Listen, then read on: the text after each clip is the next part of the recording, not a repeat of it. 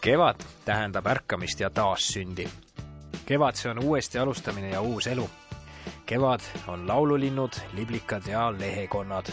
Ja nagu Eestis viimasel ajal kombeks, kui ise ei saa loodusesse minna, tuuakse loodus sulle kandikul koju või tööle kätte või arvutiekraanile.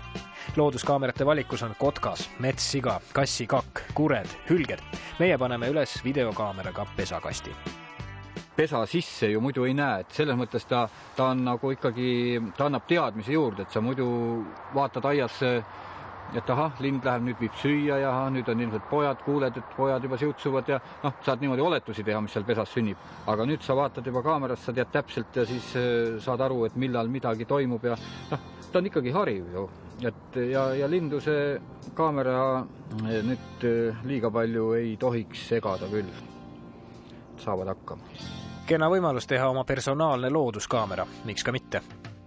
Loodetavasti ei hakka ka lind seda nüüd nokaga seda kaamerat torkima.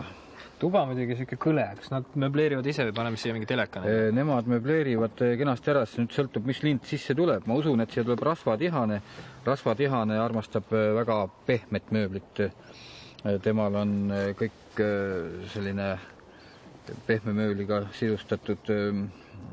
Kusjuures ta on ise ka hea mööblimeister, sulgedest ja samblast ta selle ära möbleerib ja väga mõnus pehme soojan siin pesas siis olla.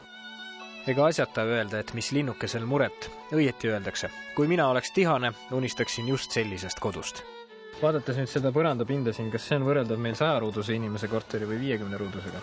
See on just selline säästukorter, et parasjagu 20 ruutu. Põhimõtteliselt on tegemist ju ainult magamistoaga, et nad söövad juba voodis. Lastele tuuakse söök voodisse, selles mõttes hea elu, et aina magad ja teed vahepeal nokka lahti, saadki kõhu täis, et sul ei ole vaja, isegi nad lapsed teevad häda, teevad voodisse, siis linnuema või isa viib selle väljaheite nokka vahel siit pesast välja esialgu, vähemalt hoiavad puhtust ka, hiljem läheb natuke käest ära. Pesakasti paigaldamisel tasub pisut eeltööd teha. Stiilis käib küll, plärtsti puu külge linnukest majja ei too. Turvalisus, tuulesuund ja päikesepaiste, pesakasti kalle ja kaugus teistest pesakastidest on vaid mõned nüansid, mida peaks teadma. Õnneks on tänapäeval kogu vajalik info vaid telefonikõne või hiirekliki kaugusel. Ja siis, kui kodutöö on tehtud, jääb vaid üks küsimus. Mitte kas, vaid kes tuleb. Kui me paneme ta täna üles, siis on tõenäosus 50-50, kas rasvatihane või must kärbsenepp ja teoreetiliselt võib siia tulla ka näiteks kas lepalind või ka põldvarblane. Ega palju rohkem variante siin koduaias ei ole. Suurem osa kõikidest pesakastidest, mis on nüüd seda mõõtu, on ikkagi rasvatihaste ja mustkärbseneppide pärast. Pesakasti paigaldame siin siira õhinaga. See pole lihtlabase teleri digiboksi ülesseadmine, see on ürgne side inimese ja looduse vahel. Ikkagi inimkätega tehtud ja mine tea, äkki kolib siia tõeline Caruso.